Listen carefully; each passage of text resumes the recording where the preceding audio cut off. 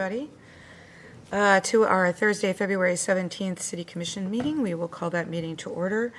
Nikki, would you lead us in the invocation and pledge of allegiance? Absolutely, Mayor. Let us all take a moment to reflect together and begin this meeting with a moment of silence, each according to our own individual beliefs and intentions.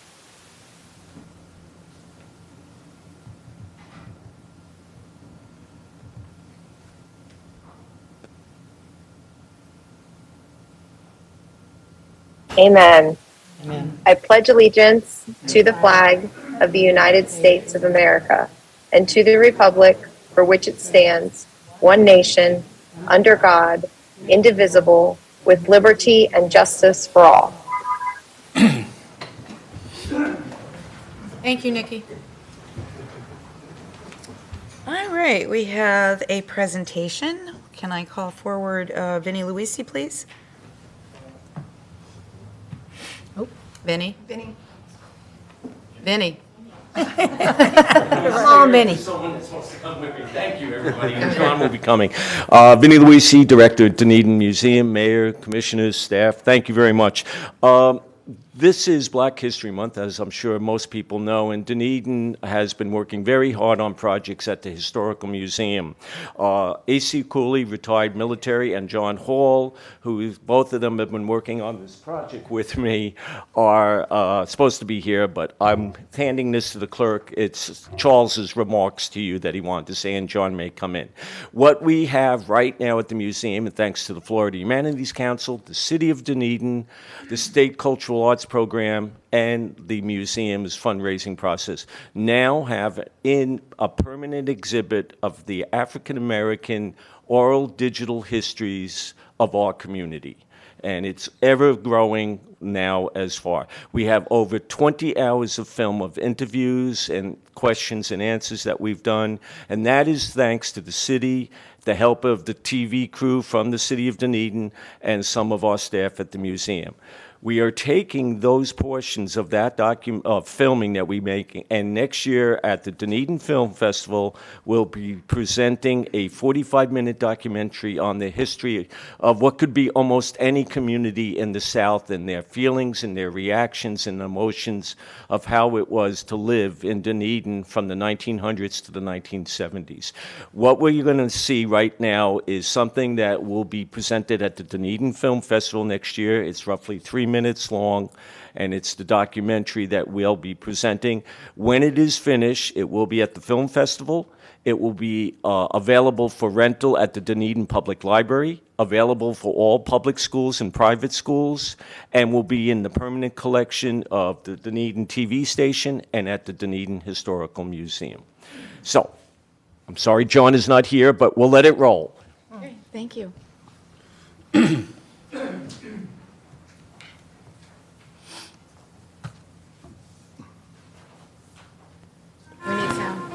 My mother's whole family, it was 6 of us, kids that was born right there. My mother was one of the first women to have a kid at Meath Hospital. Oh my goodness. She was. Black person, I mean. Babies and stuff, they put them out in the hallway. It wasn't like a nice place like they had upstairs, you know, where the nursery was upstairs. It was downstairs in the basement. They had all the babies lined up there, you know. Really segregated. That was segregation. Yes. Where were you born? At home, at the house? At home, you know, in the world I could have been born in Meath Hospital. Everybody knew everybody. When I was growing up, discipline was given by everybody. Mothers were mothers not only to their kids, but to every child in the community. Fathers were fathers to every child in the community. Every child was related to one another in this community. But there was a time, no, if you came to town, everybody knew you were here. If you came, if you were a stranger, everybody knew you were a stranger. Who was that? I don't know him. They always taught us to do things like, hey, always do what's right.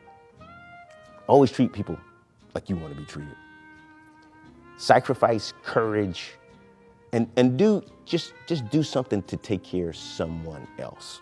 But we stayed here basically in our own community part down or we call it in the black section. It was only 3 or 4 streets that Jackson Street, Douglas Avenue, Hancock, Palmetto. That's it. I consider life here was pretty good, but you knew who you were. In fact, that's the first thing when you wake up in the morning. You knew who you were. When you pass a white woman, you pass with your neck like you had a damn bolt in it. And they have signs up. What were the signs? No niggers, No niggers, no dogs, Jews, and no dogs. I mean, if you go into Tarpon Springs, make sure you don't give out gas. I think that you have to look back the way dating used to be. And it was a place of love. It was a place of caring. It was a black community. Now it's not a black community. I don't know how much of a community this is now, because you can count the number of families probably on one hand. That's actually living here now. Every person was a person in this community, not just someone to be kicked aside. I guess that's the way it goes. That's the way it is. I just want to thank everybody. Thank Reverend Bell, because he helped us gather these individuals on that, and we really appreciate that. And as I said, we're looking forward to the full 45-minute documentary that tells the goods, the negatives, the positives, and a lot of things people just didn't know existed or was around this area at that time. So again, thank you very much for the city, for the support, and we look forward to the documentary being available for everybody. Thank you. Thank you for doing this. Thank you. Real quick. Yep. Oh, yeah. Dawn I just finished last week a full walking tour of the African-American community of Dunedin, and John was our narrator for that program. And John, just introduce yourself. My name is John Hall, resident of Dunedin, have been. My family's been in this community for almost 80 years. And most of the people that were on that documentary I knew personally. And so it was a great experience doing that. Benny, the work that he put in, and my ability to be able to help in some way was literally profound, because some of the things that we discussed, and it just brought back a lot of memories. And some of my fondest memories have been here. My grandparents moved here in the late 40s. My parents moved here in the mid-50s. And so I've had someone in my family in that very same community since like 1931. Wow.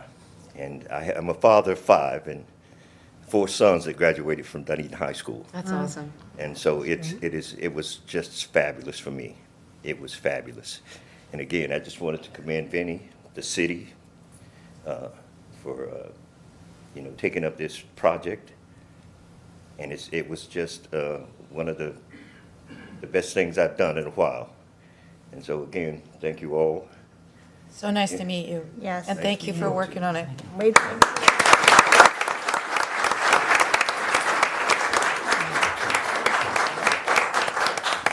That was wonderful. That was awesome. Very nice. That was good.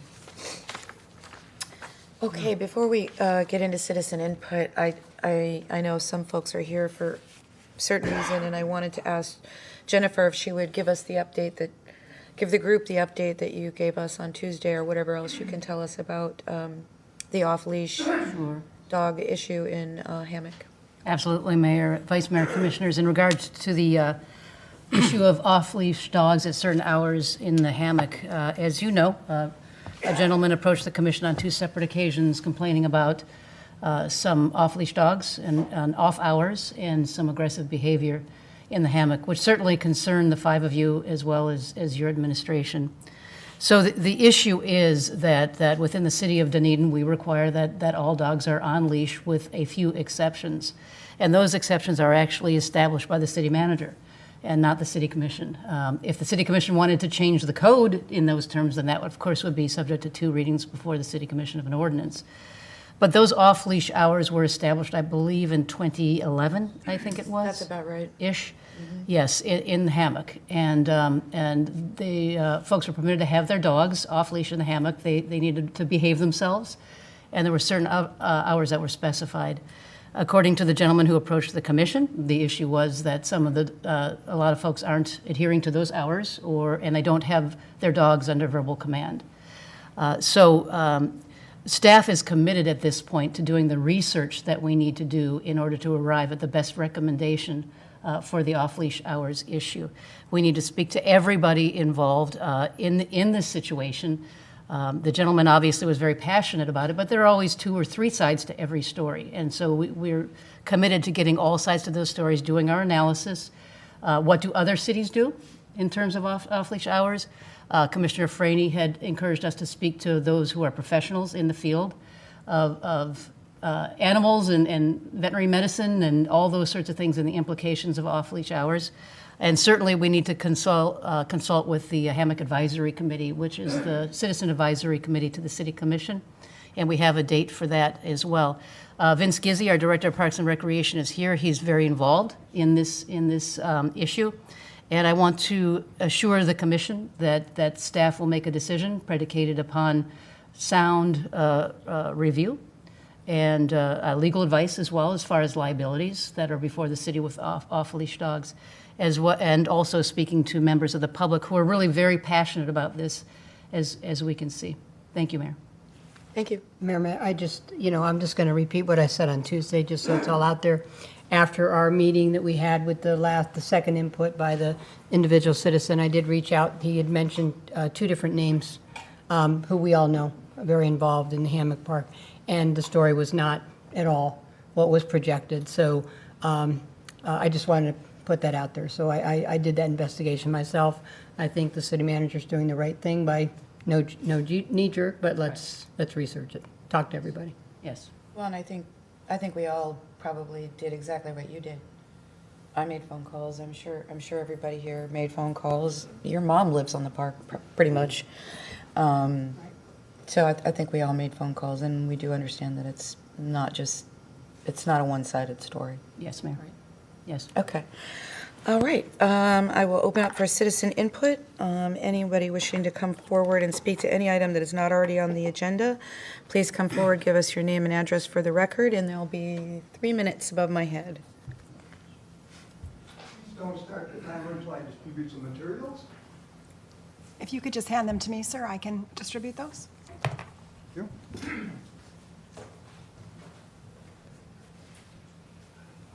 She'll take care of distributing it for you.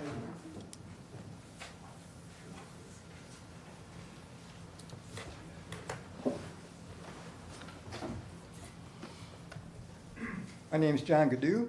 I live at 1426 Alamo Lane. Madam Mayor, Madam Vice Mayor, and Commissioners, at the January 20th meeting, the Multimodal Transportation Master Plan was approved and adopted by unanimous vote. I applaud the effort put into this plan and the input from stakeholders and community outreach groups. It's a comprehensive plan to make Dunedin and the Pinellas Trail safer for everyone and is both large in concept yet detailed in specifics. Kudos to Commissioner Gao and all those from the Parks and Recreation Department and others who have worked tirelessly on this plan. I look forward to its implementation. Tonight, however, I would like to focus your attention on a topic that has been discussed in the past, but without sufficient background information to move it forward to the forefront of your concerns. I'm going to address the Pinellas Trail between the bike racks near Alfredo's restaurant and the boxcar. The current signage seen by trail users when approaching this area from both the north and the south is caution, congested area 20 miles per hour.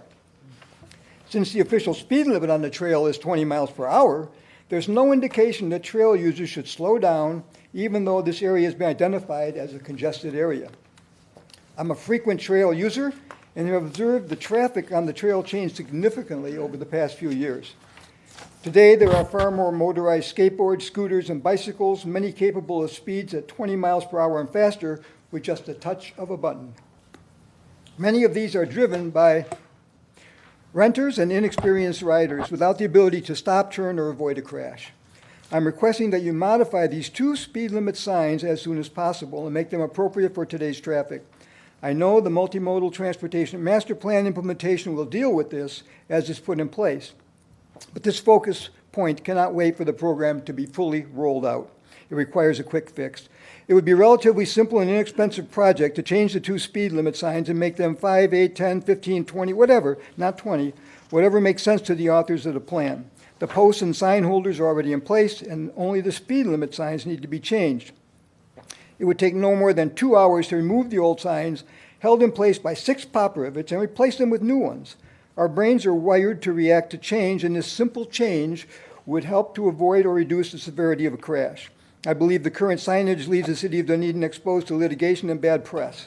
The city is aware this is a potentially dangerous area, as displayed by the caution congested area signs, yet allows the maximum speed of 20 miles per hour. I urge you to put up reduced speed limit signs and even consider flashing yellow lights to slow down trail users in this area. Thank you, sir. Anyone else wish to come forward? And if there's any questions or comments that we need to make, we'll do that at the end. Hello, welcome. Name and address for the record. Phil Stone, 335 Buena Vista Drive South. I'm here to speak about the off-leash issues at Hammock Park. I want to start by sharing with you a letter that I sent to the chair of the Hammock Advisory Committee in July of last year. At that point, Steve was approaching that body with his concerns about the dog park. I've been taking my German Shepherd dog Gudrun to Hammock Park during off-leash hours for the past 4 years. For Gudrun, it's an opportunity to run, to steal other dogs' tennis balls, and look for lizards under the live oak tree. For the dog owners who are there on a regular basis, it's an opportunity to connect with neighbors, discuss the real estate market, get referral to vets, tradespeople, and so on. It's a thread that knits together our community. During the past year, problematic behavior by 2 people, not dogs, has resulted in multiple calls to the sheriff's office.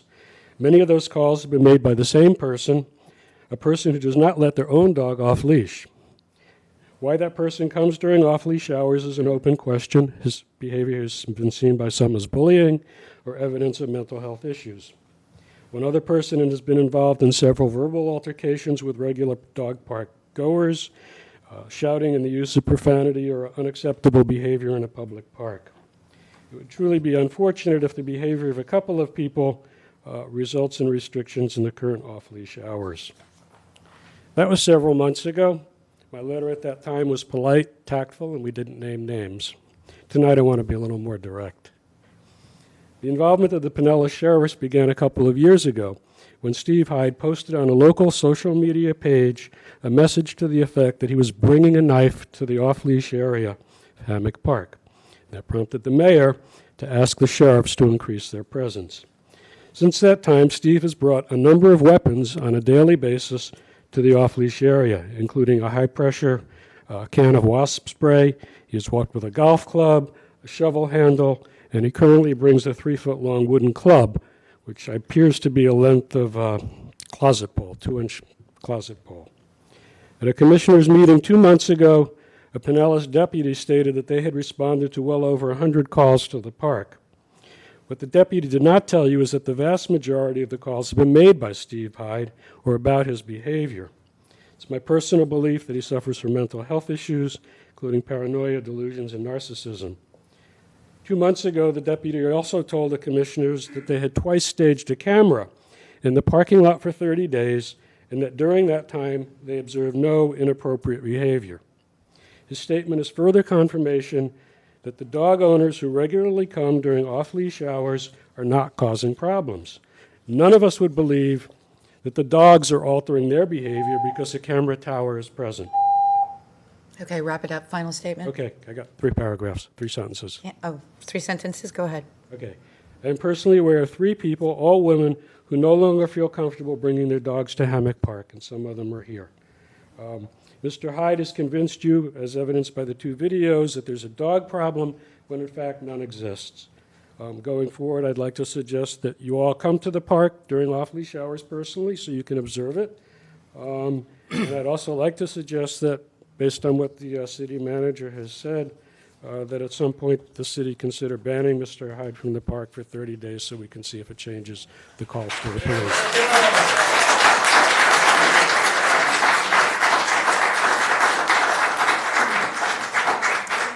Okay, hang on just a second. Okay, guys, we can't have that.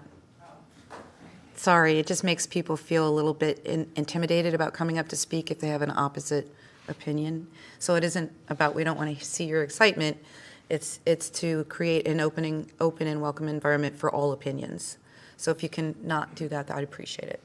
Okay, name and address for the record. Linda Leone, 1549 Coach Light Way. Welcome. I've been going to Hammock for over 3 years. I've been going to Hammock over 3 years, sometimes twice a day, in the afternoon and morning.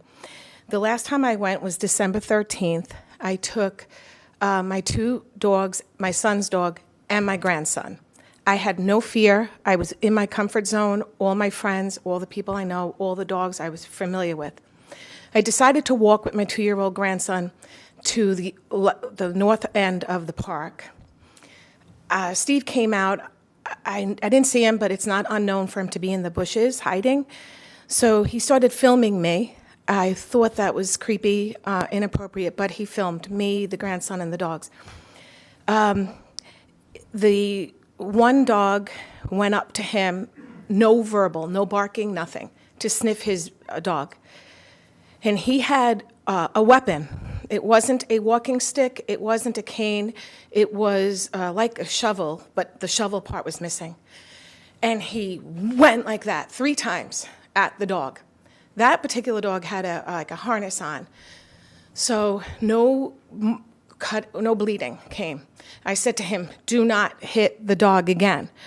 And he went with other remarks. And someone here called the sheriffs, and he left, which I found ironic because he didn't stay. I would have stayed if something was really attacking me.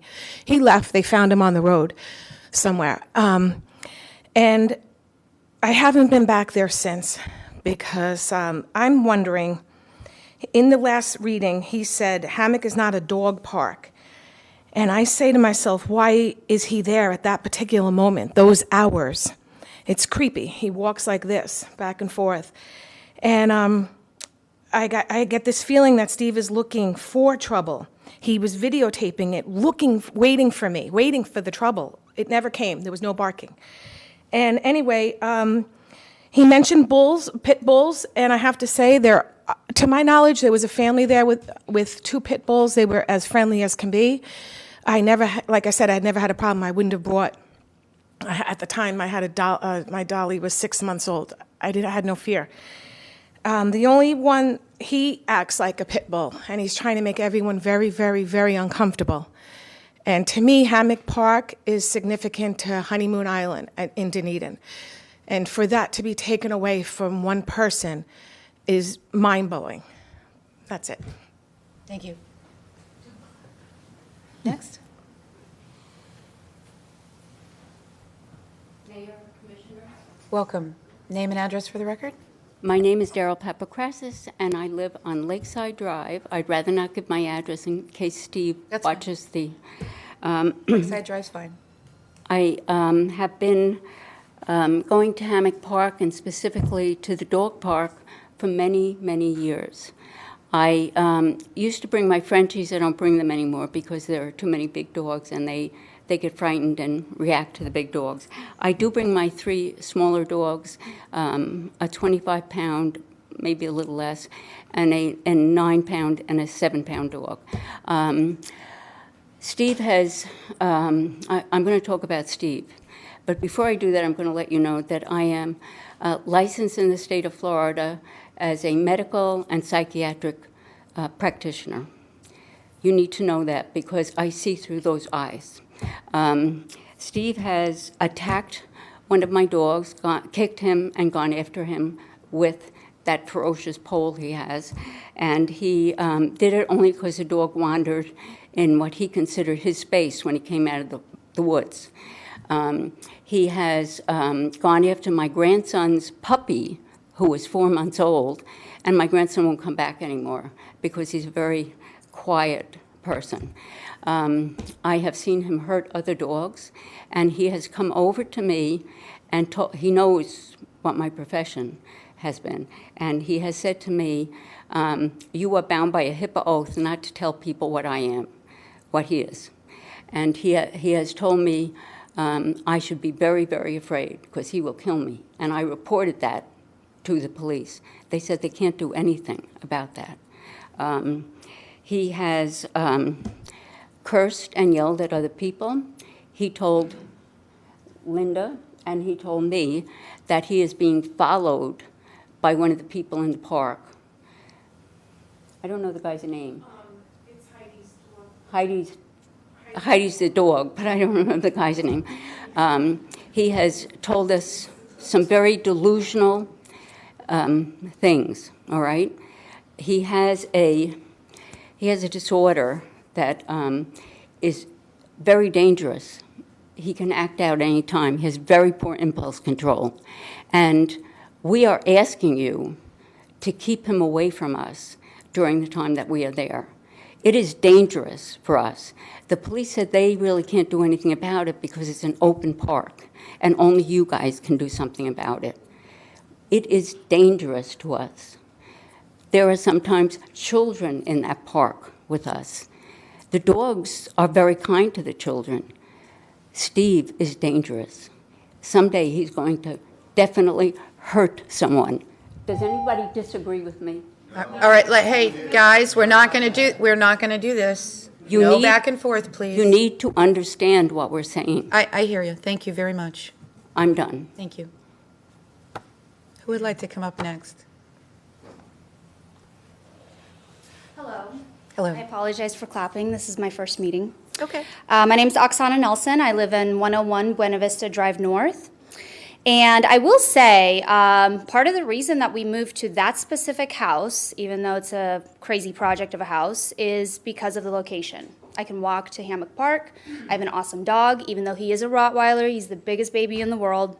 And I have gotten to be friends with many of the visitors during off-leash hours. I have not met Steve personally, but based on the stories that I've heard, I carry pepper spray with me. Not for wildlife, but in case I encounter this man. I'm pretty small. My dog is very friendly, even though he looks vicious. And frankly, I'm a little scared that this man may come and attack him, especially because of the way this dog looks. So I did some quick math, and Monday through Friday, Hammock is open off-leash 4 hours a day, so that's 20 hours for us. Between those hours during the week, that's 35 hours a week. 22 hours on weekends when there's no off-leash at all.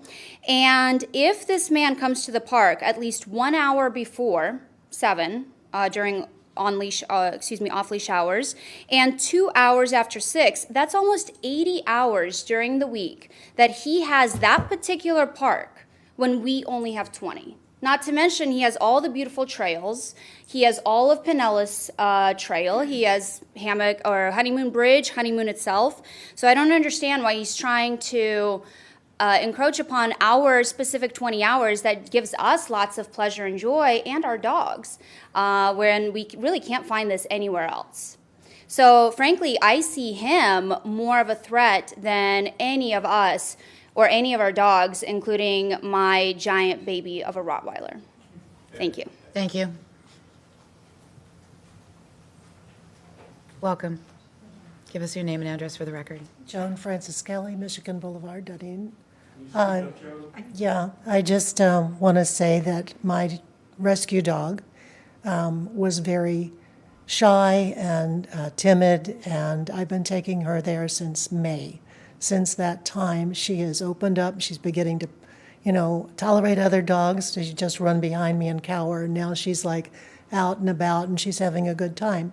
And during COVID, it's an opportunity for all of us to be out in the open air and meet our neighbors and have a good time. I collected 75 names in 2 visits for people that would like the Hammock Park area off-leash hours to remain as such. And I appreciate your consideration. Thank you. Thank you.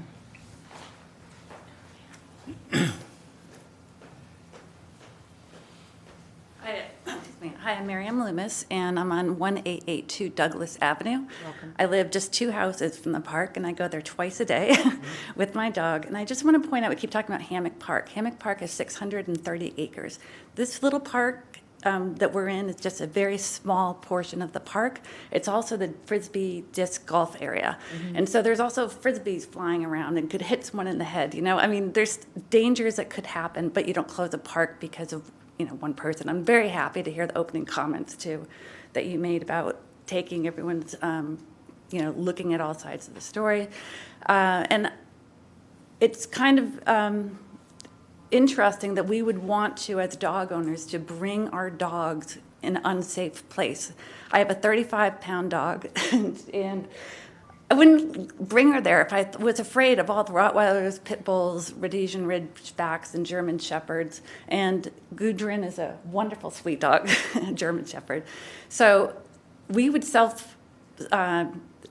if a dog came in that was dangerous, don't you think we'd all be like, you guys got to get out of this park, because this is like what we love doing.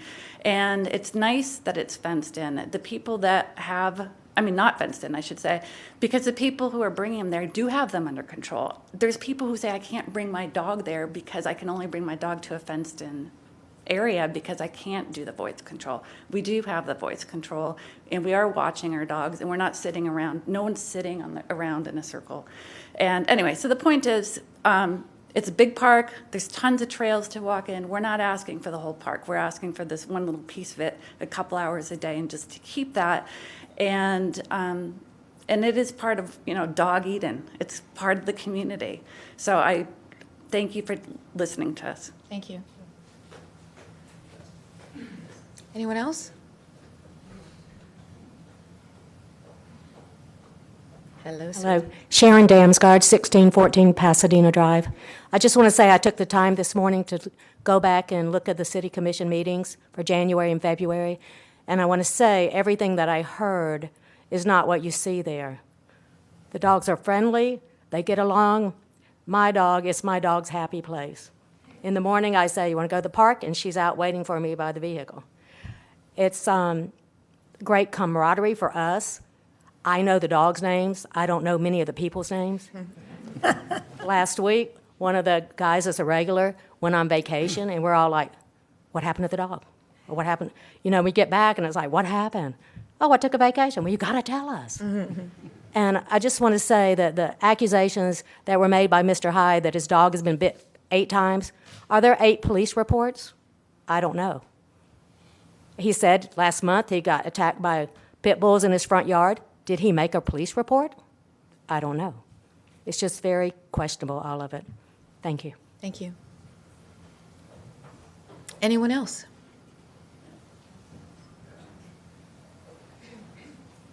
Hi.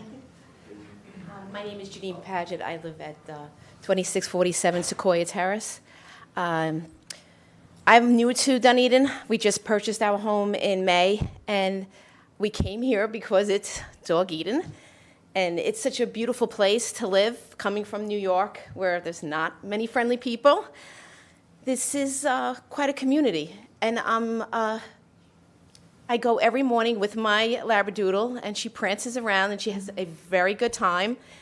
And everyone at the park is so kind and helpful. They've given me leads on vets and helpful where to eat and things to do with my dog and other additional parks to take my dog to.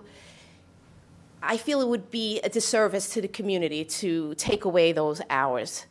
It's for one person who I don't know him personally, and I wouldn't state to his make a statement on his mental health.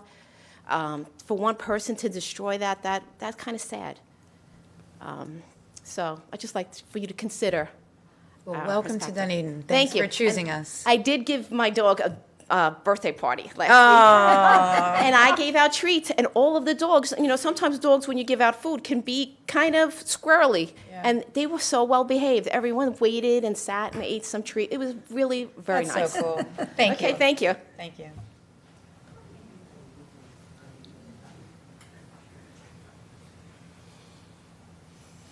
Hi, welcome. Welcome. Good evening. My name is Robert Pasalacqua. I live at 775 Terrace Road And like Ben, I've been going to the park for 4 years every morning, like clockwork.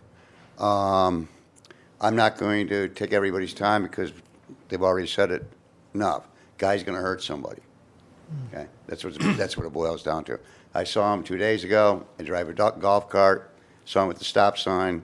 Wished him a happy day. He told me to F off. Okay, so I think what we have here is the tail is wagging the dog. No pun intended, right?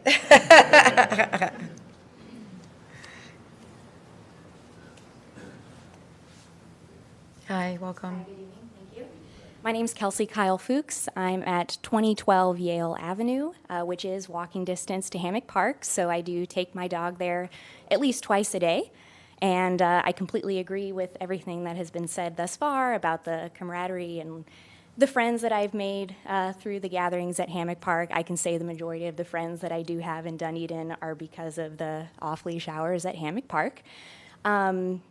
With that being said, the only additional thing that I would like to bring up is from 4 to 6 in the heat of the summer is actually quite a challenge, not only for the humans, but especially for the dogs. I would just like to suggest or recommend or see if we can talk about more in the future in summertime that the hours can be more geared toward around sunset and the cooler hours, maybe 6 to 8, whatever. And we know that the sun sets like at 9 o'clock at night a lot of times in the summer anyway. So whatever hours maybe we could change in the summertime for later in the afternoon for cooler weather. Safer, hydrate, whatnot. Perhaps, yeah. Thank you.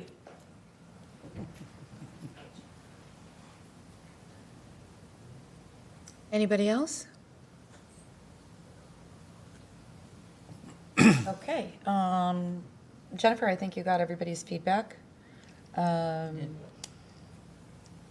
We also have for lack of a better word, a park ranger type person who works part-time at the Causeway and part-time at Hammock. Mhm.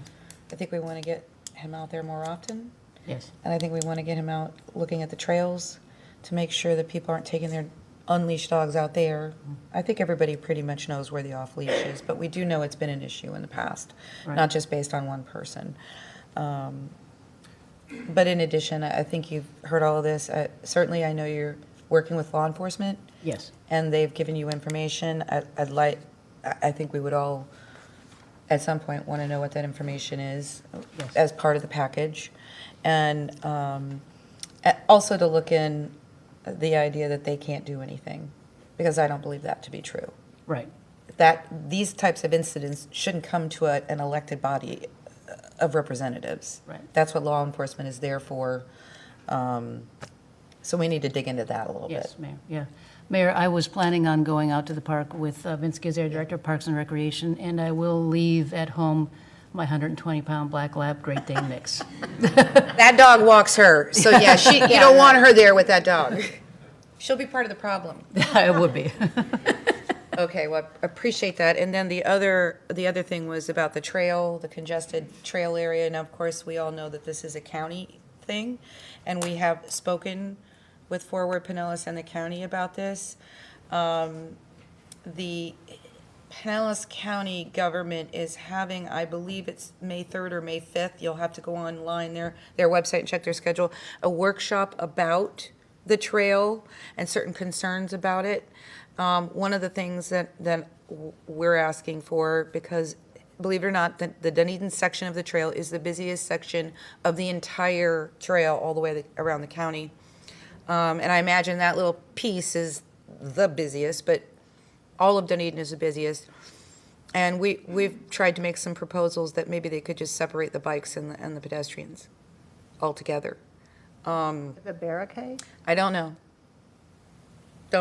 But there's just a lot going on there. And a lot of people that are coming from out of town that maybe don't know the rules of the road on the trail. There's just a lot of different factors that are happening there. So I do plan, if at all possible, to be at that workshop. And I sit on Forward Pinellas and am working with them, on behalf of the commission because of this issue. we'll see where it goes. But you are more than welcome to attend. They take public input. So just check their agendas. I think it's May 3rd or May 5th. And we'll see where we get. Yeah, Mayor, I was just going to add, I know the county's Citizen Parks Committee met this morning, and it was one of their agenda items, and Peg's the vice chair, so she was part of that. So I know they were discussing a lot of some of these same issues, so I'm sure that's in preparation for that meeting. So I think the concerns are being brought from a lot of different areas so that they can try to figure out the best way to approach it.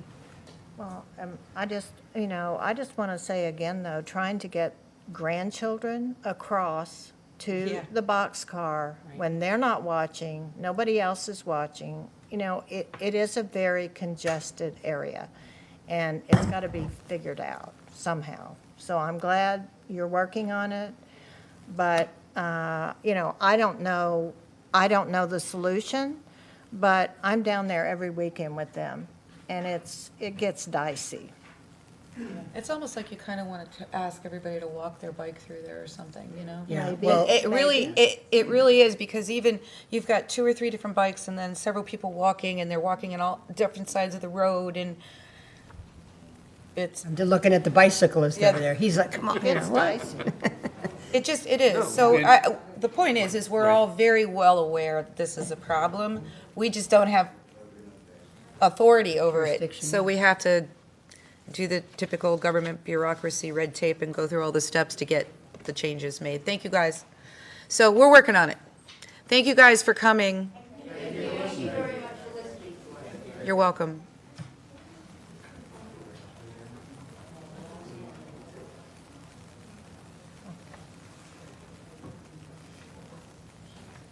And I have that petition, the sign, and I'll email that all to you tomorrow. Okay. Do we want to go ahead and get started? Do we want to take a break? What do we want to do? Let's roll. Roll, okay. Look at her, man. All righty. And our new resident's going to stay, I guess. Yeah. No, okay. No, she's on her way. You can stay and watch You our can stay, but yeah, we always understand when you don't want to. Anything here is going to be of interest to you. Thank you so much. It'll scare you, you're right.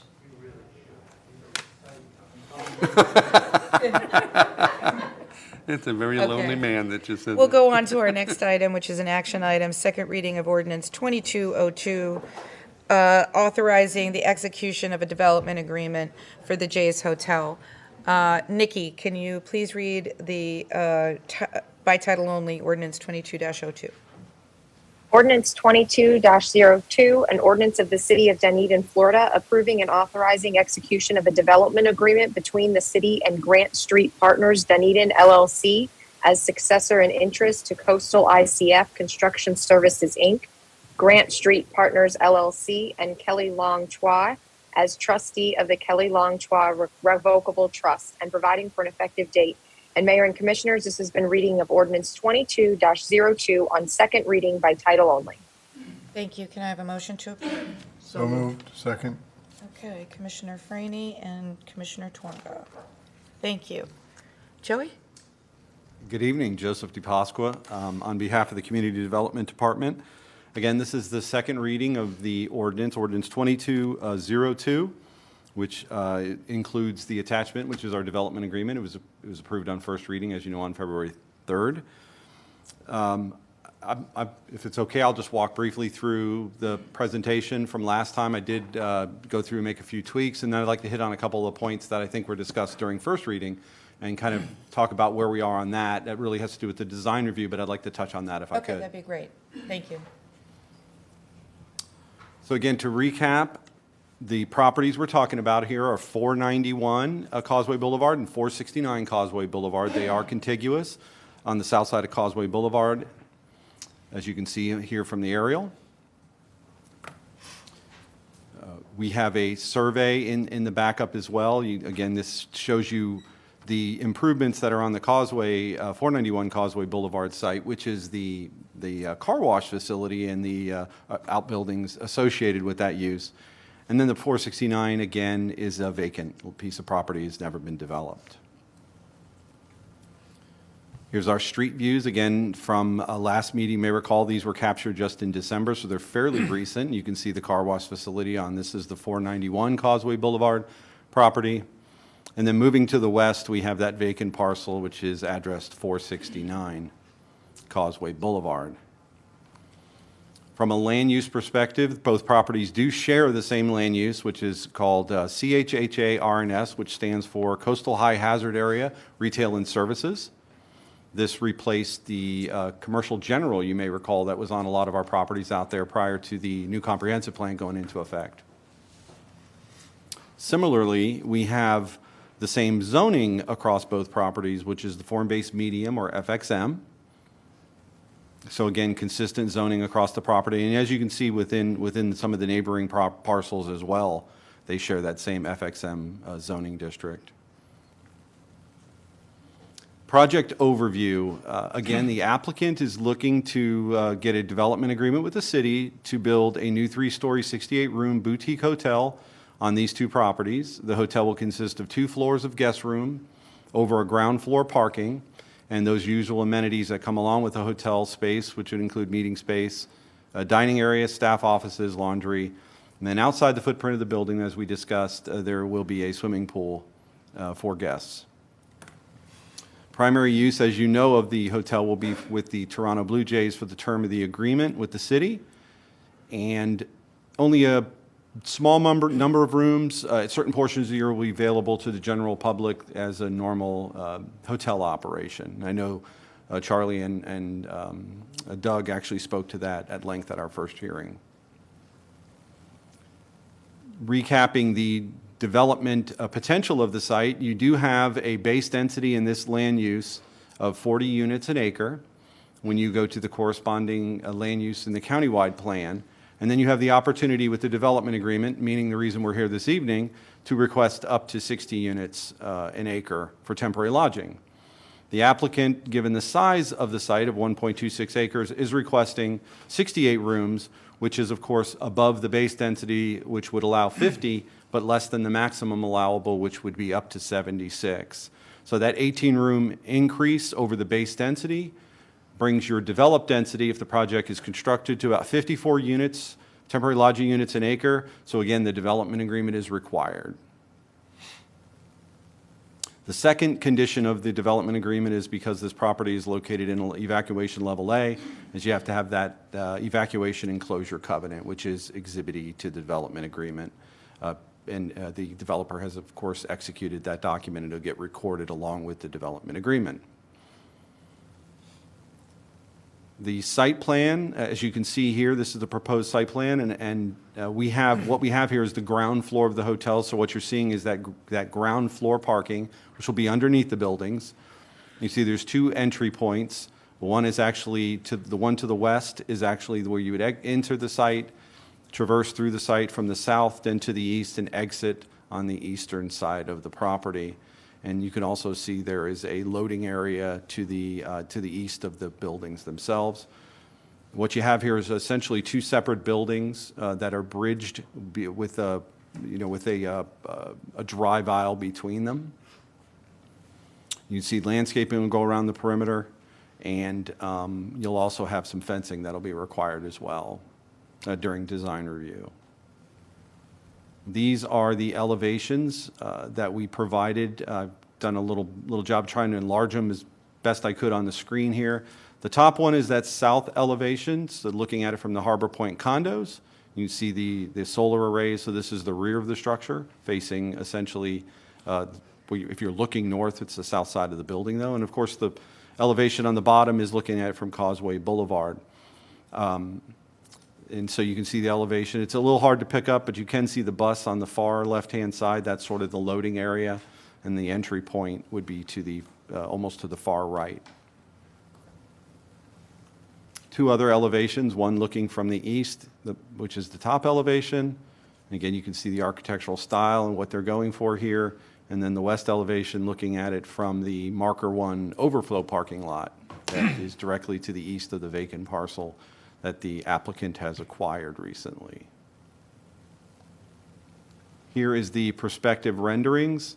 What I will tell you is that these are the ones we shared.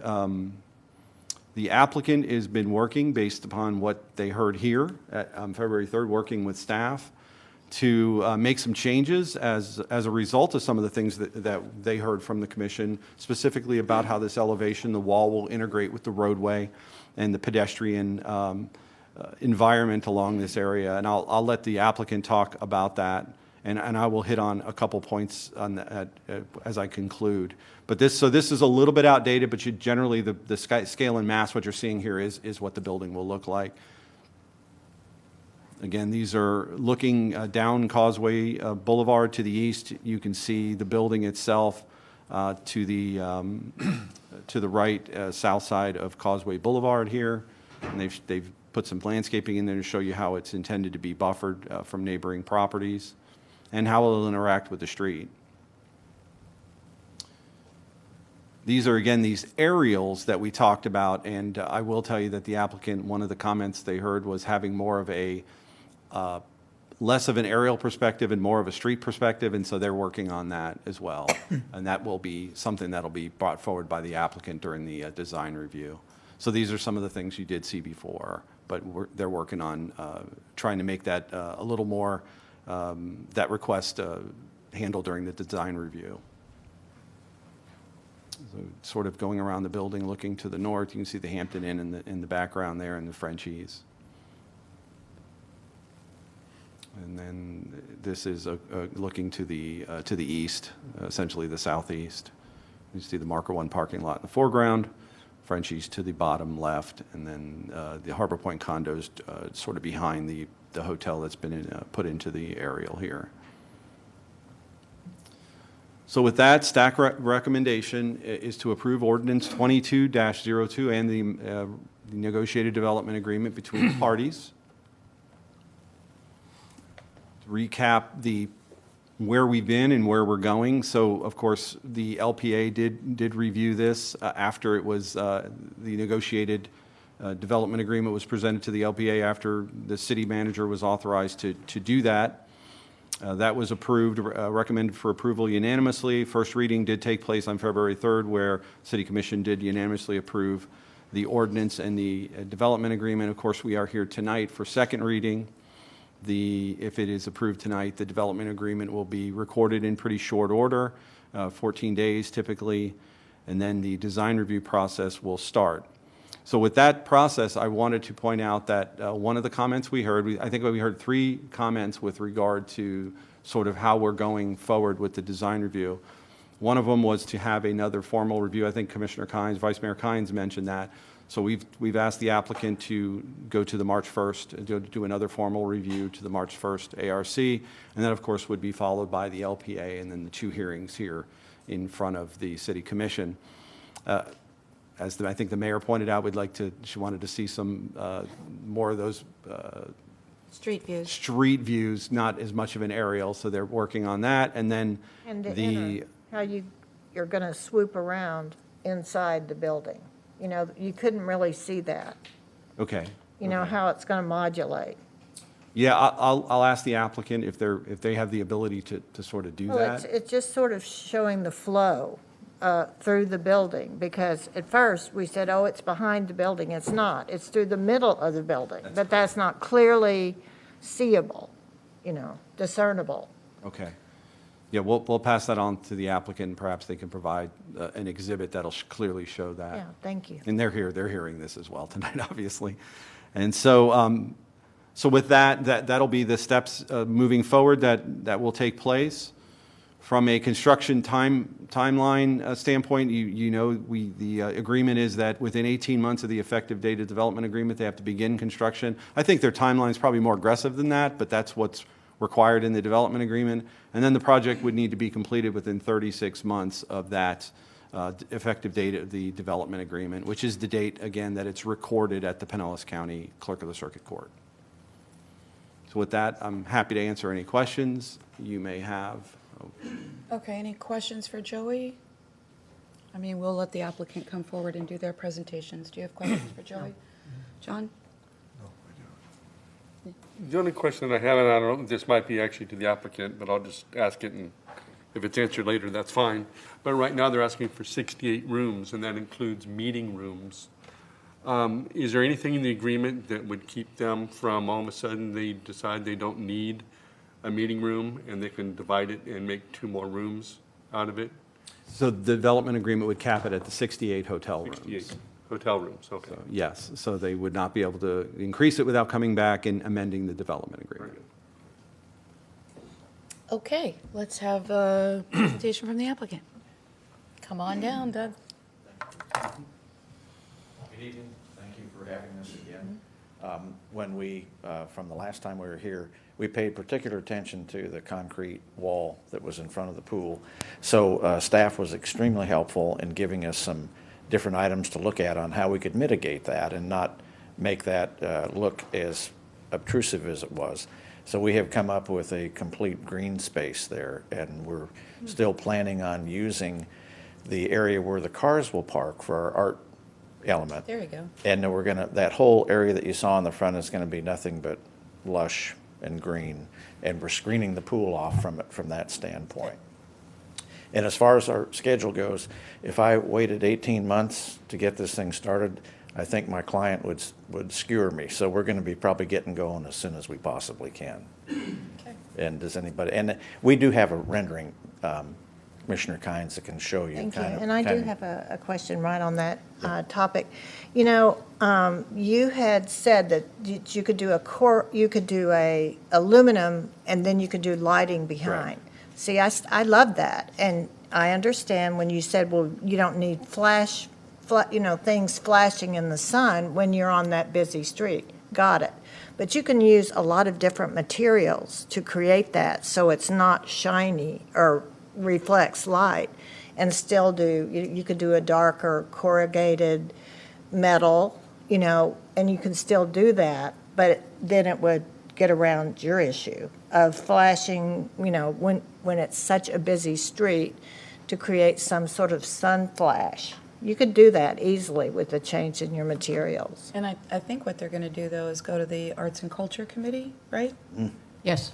So I think, and I know Joey understands what the concern was, and so you'll work with them. No, I understand that, but I mean, you can with different materials. And in fact, the actuality is that wall faces due north, so it would never have any sun on it directly facing it anytime during the day.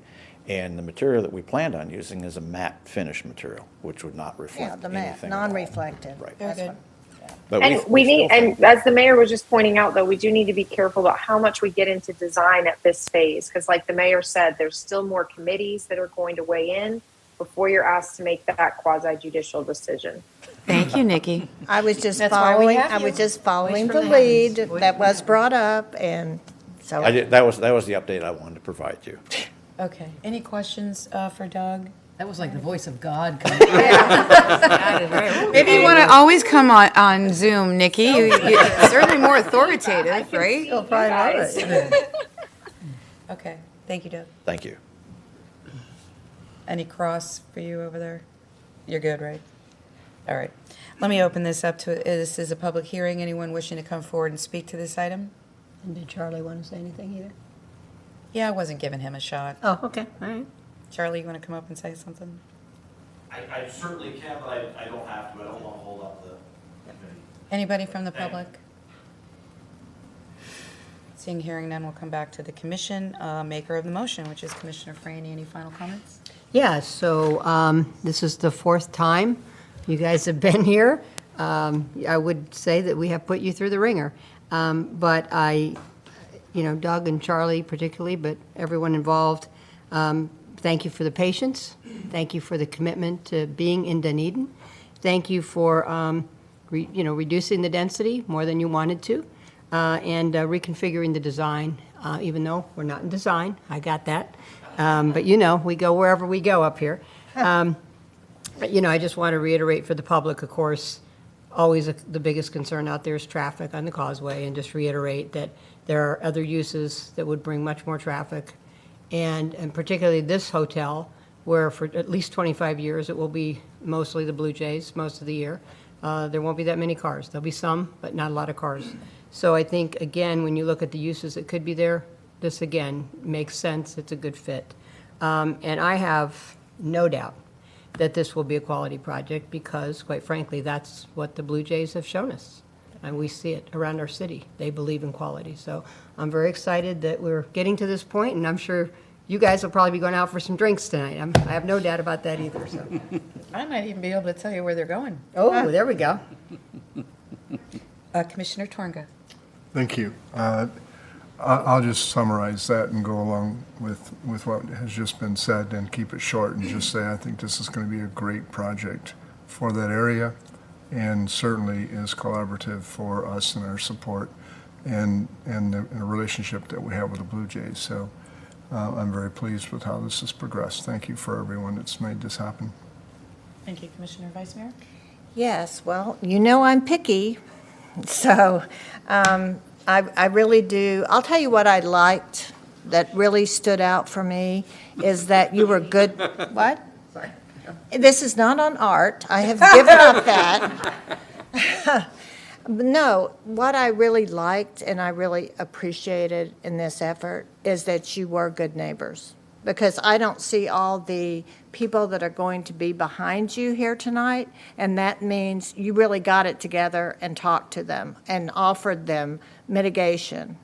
And that, to me, I've been up here a long time, it speaks volumes. So, again, I know you'll be going through the process, and I know I can't talk about art.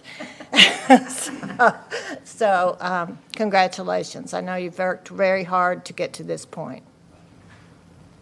Commissioner Gao. Nothing. I agree with what's been said. Nothing further. Well, the first thing I want to do is I want to thank Jennifer, our representative to you, who's had to go at this more than she probably wanted to, and had to represent us where we wanted you to be there, and we wanted you to have enough rooms, but we didn't want it to be too dense, and we didn't want it too close to the road, and we wanted it to be pretty, and we wanted X and Y and Z and, AA and everything else. And, she had to figure out, how do I get that on our behalf? Because every single one of us up here are very conscious about density, height, and especially traffic on the causeway. We talk about it, we think about it, we dream about it, we hear about it all the time. And so I think you're correct, Commissioner Franey. I think that this particular use of the project itself, which is what we're really here to talk about in the development agreement, is probably the most perfect thing that can be here, because it allows you to have something without causing the traffic nightmare that everybody's worried about. And it also allows to service one of our largest employers here in Dunedin. So, and I would say, Pinellas County, one of the top 20, maybe. So I think it was just kind of the best of both worlds. I want to reiterate, now that you're going to go into design review, because we're not approving what we just saw. It's the idea of it, right? And I know that the Architectural Review Committee put a lot of notes down and thoughts. We've said some things. You've given us a little bit of an update, Joey. Thank you. Just make sure you cover all those things, because we don't want to see it slow down anymore. Obviously, we know it's a time-sensitive, critical thing for the Jays. And thank you for not walking away. Mayor, ma'am. Yes, ma'am. Just very quickly, thank you for your kind words. I very much appreciate that. But Joey and George did all the heavy lifting on this, and I'm very grateful for their work. Thank you. Okay. Thank you, everybody. All right, roll call vote, please. Commissioner Gao. Aye. Vice Mayor Kynes. Aye. Commissioner Tornga. Aye. Commissioner Franey. Aye. Mayor Bujalski. Aye, and that motion passes unanimously. Whew, you could go. Yeah. You could go have a drink now. Congratulations. Thank you, everybody. Congratulations. Really, thank you.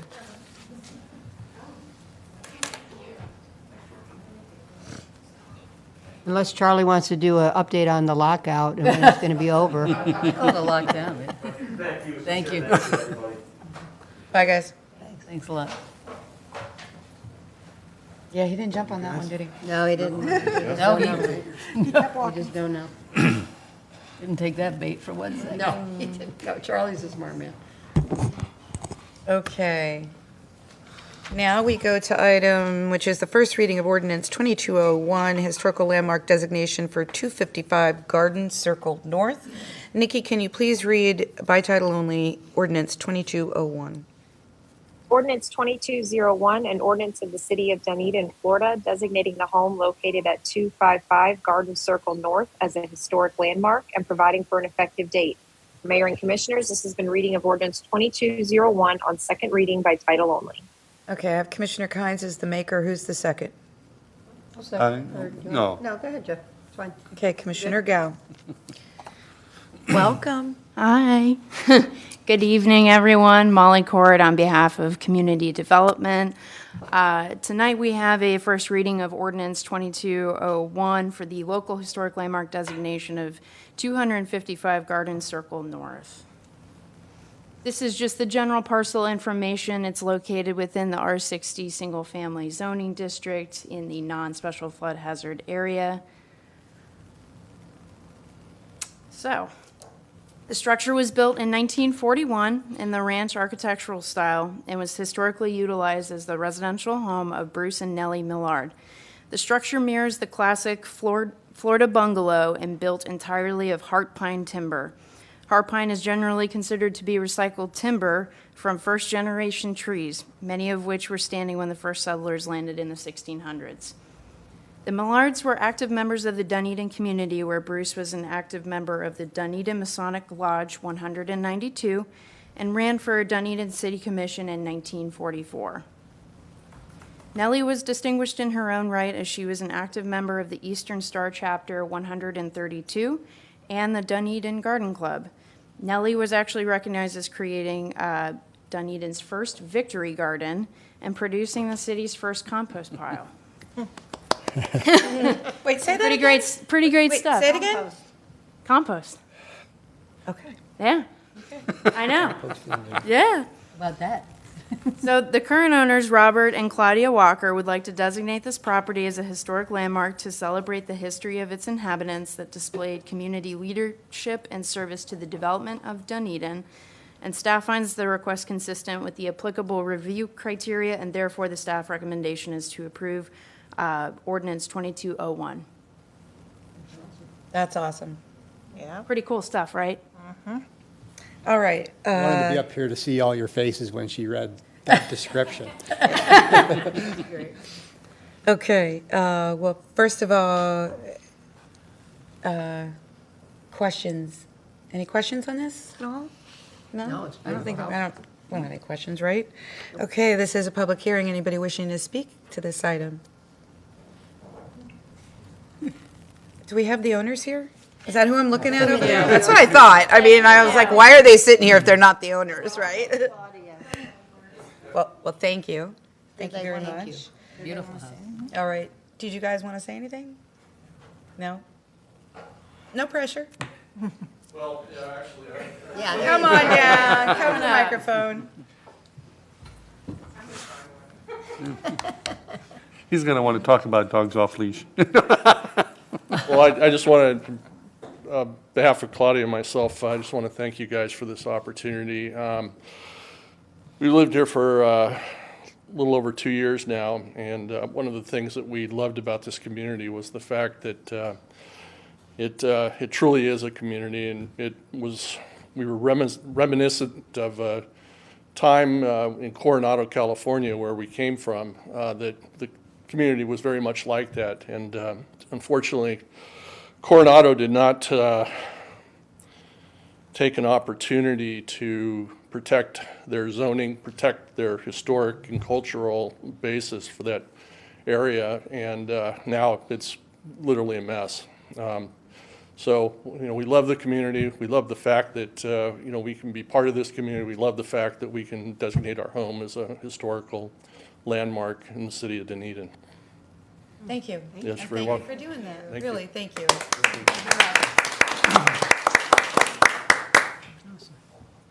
Okay, final comments, Commissioner Kynes? You know, Vice Mayor, sorry. I was reading over their application, and, you know, I never get teary. I mean, it's really not my personality. But when I was reading over their applications, and it said, you know, what benefits do you believe that you will have by doing this historic preservation?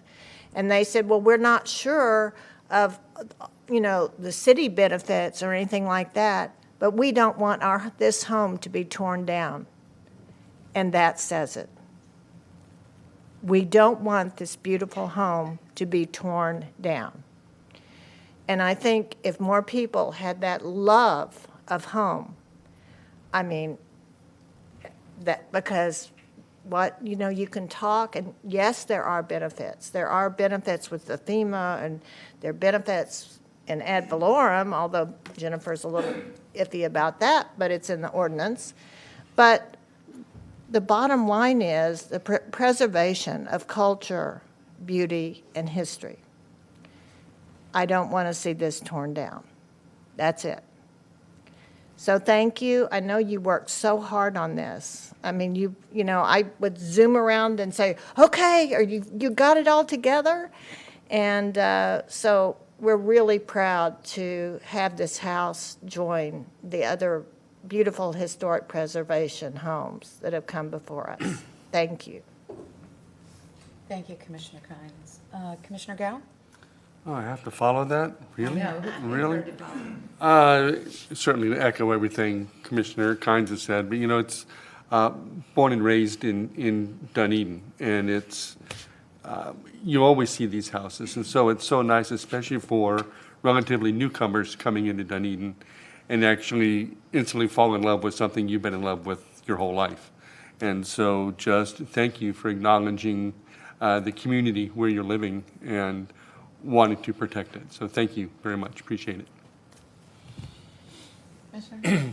Yeah, I'm really glad you get up to say your comments, because they were meaningful. And I think part of what you said reminds us how important it is to try to make the best decisions up here to preserve what we have, because you were in a community that did not. And that's not always easy. It can be tricky, but it's really important. But I thank you for your passion, and I thank you for your commitment to the community and to history. And thank you, Commissioner Kynes, for always being a champion up here for it. But thank you. Commissioner Torga?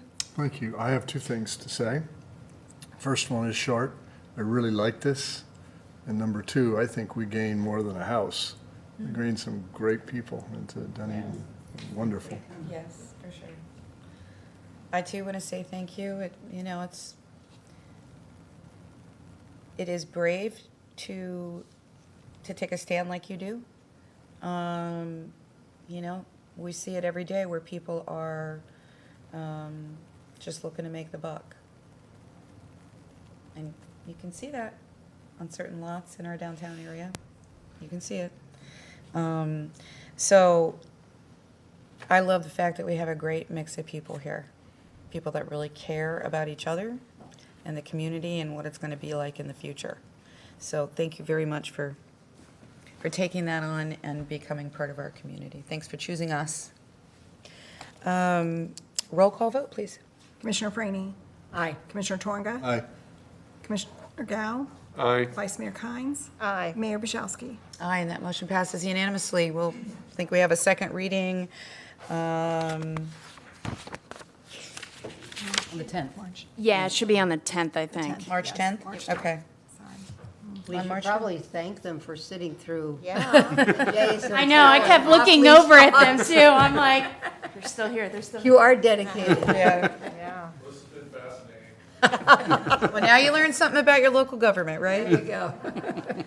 Okay, now we have the first reading of Ordinance 2206, amending Chapter 86 of our Waterways, Marinas, and Regulations of the City of Dunedin Code of Ordinances. Nikki, would you please read Ordinance 2206 by title only? Thank you, Mayor. Ordinance 2206, an ordinance of the City of Dunedin, amending Chapter 86, Waterways, Article 2, Marinas, Division 4, Regulations of the Code of Ordinances of the City of Dunedin, providing for severability of provisions, repealing all ordinances in conflict herewith, and providing for an effective date. And this has been reading of Ordinance 22-06 by title only on first reading. And Mayor, if I may just add a quick comment, because I know I was the one that requested this agenda item be added as a result of the ORC direction that you gave with respect to the final report on the city code. And some of you may have noticed that the change recommended by the ORC was actually to change the word slip owner to slip renter. However, because the slip users are granted a revocable license by their agreement with the city, not a lease, the agreements don't use the word renter. And most importantly, the slip users do not have property rights under the agreement, including rights of tenancy. Recognizing that the recommendation of the ORC was to correct that slip users are not owners, it's equally imperative the code not substitute one inaccurate term for another. So that's why you see the first draft presented to you this evening is consistent with the agreements to use the term user and the limited rights that are granted in the revocable license agreements from the city. So with that, Mayor and Commissioners, I'm happy to answer any questions that you may have, but I just did want to point that out. I had mentioned it briefly in my city attorney report when I brought it up, but now that you have the ordinance in front of you, I just wanted to explain that difference. Okay, can I have a motion, please? So move. Second. Vice Mayor Kynes, Commissioner Franny. All right, are there any questions for Nikki? Mayor, if I may? Yes. Nikki, in regards to that change, and I certainly understand it, it seems very logical that you would make that change from renter to user. Who is the one that made that change? And if it wasn't the ORC, and because they recommended renter, does this need to go back to them for a It change? does not need to go back to ORC for the city commission to consider on first reading. Our office, as I mentioned, to be consistent with the license agreement and the rights that are granted therein, rather than using the term renter, has made that suggested change to you on first reading in the draft that you see before you. Okay, thank you. Any other questions? Well, you keep saying renter, but you mean owner, right? No, they suggested changing No. from owner Oh, I to see, renter, okay. and she changed it from renter to user. Well, I'm glad Or you change guys it are from paying owner attention. to user. Good, I got it now. because- I couldn't hear. Yeah. Yeah. Thank you, Mayor. Yep, thank you. That's a perfect summary. Okay, this is a public hearing. Anyone wishing to come forward and speak to this item, please feel free to do so. Don't make our side look bad. Seeing or hearing none, I'll come back. Any final comments from anybody? All right, I You think, guys shut me down, I'm not saying anymore. I got nothing else. roll call vote, please. Commissioner Tornga. Aye. Commissioner Gao. Aye. Commissioner Franny. Aye. Vice Mayor Kynes. Aye. Mayor Bujalski. Aye, and that motion passes unanimously. Thank you very much. That's getting some of those changes off of our desk. And then finally, we have the proposed agenda for the next meeting, which is, March 10th. yeah, it's just not on my, it's not on my, it disappeared from my, oh, there it is. That's funny. Okay, so we have a presentation from Forward Pinellas. I will speak to Whit a little bit about what I think we want to hear about. So like, I know they have things that they're going to want to talk about that they're doing, but I'm going to ask them to cover a couple of things. So if there's anything you think of, just shoot me an email. But I want them to be, they're making their rounds to all the various cities, so we're not the only one. So they'll have a presentation, but I'm going to ask them to give us an update on a couple of things. And if we can, Mayor, just for this, I know it, we'll eventually get this, but if we can get it a little earlier, I'd just like to see what their presentation is Okay, a little faster, if that's possible. I'll ask them.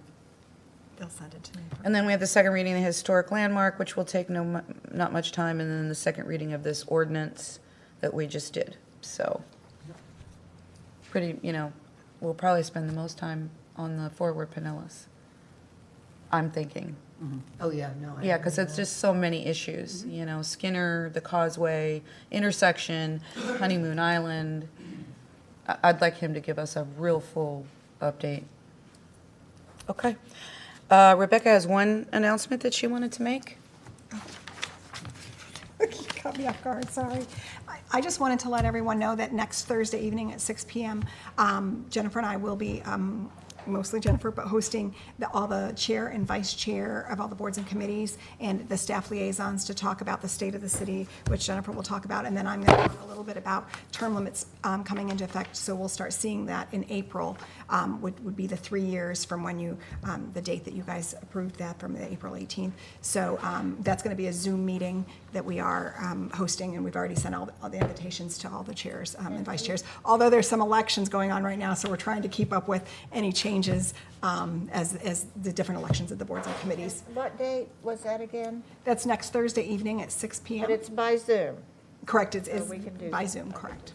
Yes. So that was just thank you, Mayor. Okay. Is it good for us to be on that, or is it better for us to butt out? You don't have to say it how I said it, but. I mean, sometimes it's, you know, we're not, it's more open if the five of us aren't.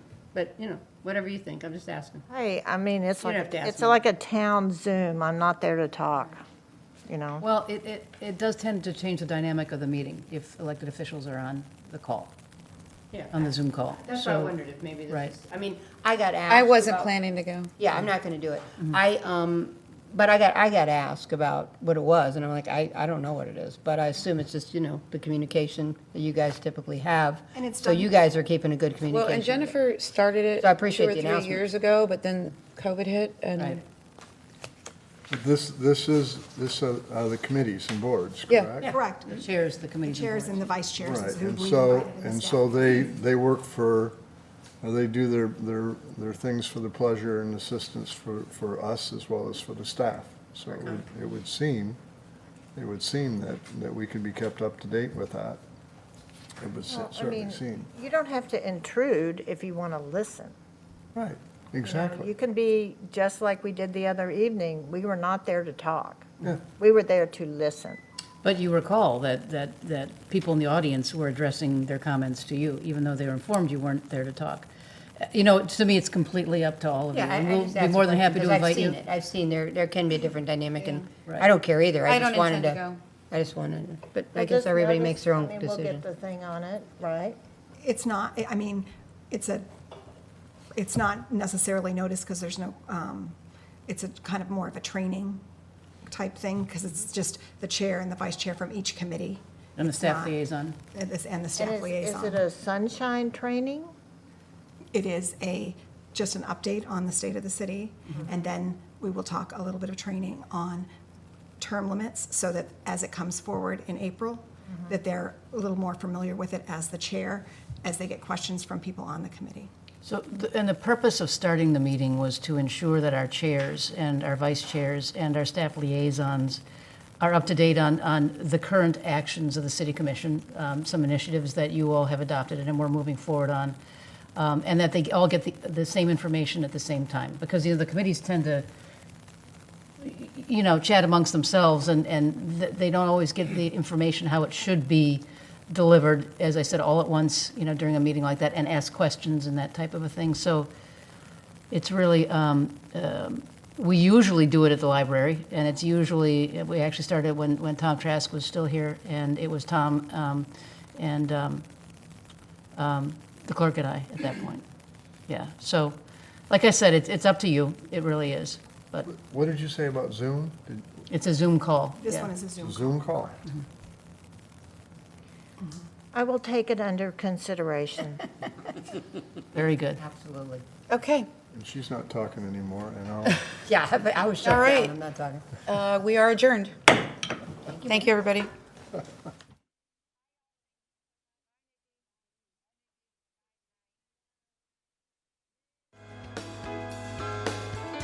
Thank you for watching this City of Dunedin government meeting.